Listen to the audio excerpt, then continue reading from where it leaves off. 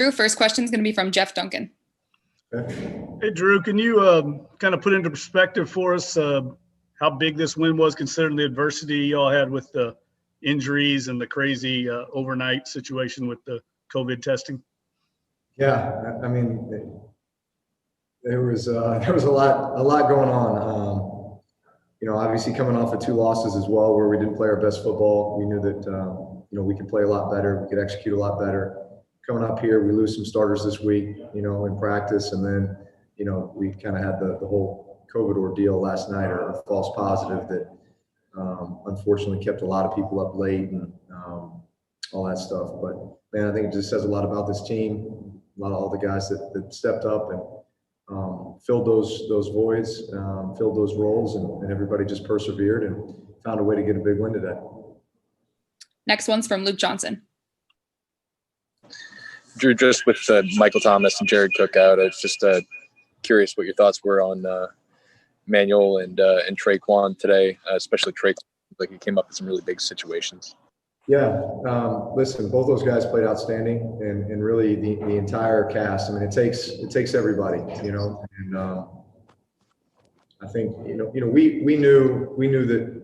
I think the last 2 weeks, we have not had the level of execution. We haven't had the kind of the tempo and the rhythm that we know that we can have, and I felt like we had a good plan coming into this game. We got some different stuff from the Lions defense than we thought, but we were able to adjust. Man, guys played great. We ran the ball extremely well. O-line did a great job. Latavius Murray ran his tail off, and felt like we were just constantly able to dent the defense, and then with some big plays in the passing game when we got the right matchups, and just all the way around, it was just great execution. A ton of guys did a great job. Next one's from Sean Fazend. Hey, Drew, I'm just curious, what did you see on the last third down connection to Traquan, kind of that crosser route on the third down on the final drive there? I didn't see much. I was getting hit. I was on my back, but I felt like there was a place I could get the ball up and over the defender. They dropped a safety down to kind of rob the middle of the field, and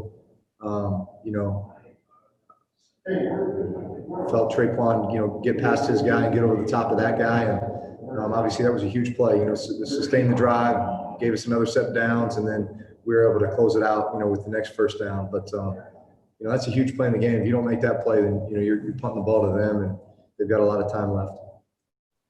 Next one's from Nick Underhill. I've been referred to the game as poetry with the way you were playing and the way Sean was calling it. Did you feel like this was the closest to being where you guys want to be as an offense so far through the 4 games? Yeah. Listen, I felt like it was good tempo. I felt like it was very balanced. I felt like we ran the ball very well, threw the ball well. We were great on third down, 10 of 14. Scored touchdowns in the red zone. So, I think that, I hate that we had 2 drives in the fourth quarter that put our defense back on the field too quickly. I felt like we had an opportunity to get some points there with our drive that extended into the fourth quarter. We ended up punting them down and pinning them down at the 2-yard line, but we really should have gotten points there. And then we had, I think, just a 3-and-out, that next drive, which, and then besides the tipped interception, which is just bad luck, on the first play of the game, or first drive. Other than that, I felt like, listen, it's hard to put together 5 consecutive scoring drives. We were able to do that today. And it was just great execution all the way around. I mean, you name it. We had big plays in the passing game. We ran the ball well. We had a screen or 2. But all in all, I think everybody just did their job, played really well. Next one's from Amy Just. Yeah, that's a perfect segue.